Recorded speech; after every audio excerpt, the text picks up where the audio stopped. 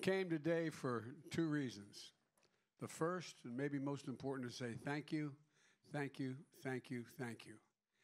If we get people out to vote, we win. We get people out to vote, we win, and you're getting them out to vote.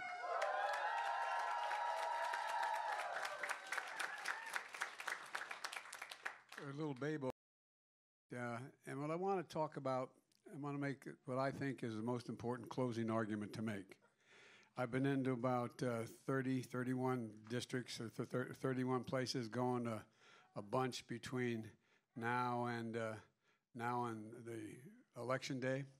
And, I can't think of a more consequential election that I've been involved in, and we've been involved in. Whether we maintain control of the Senate and the House is a big deal.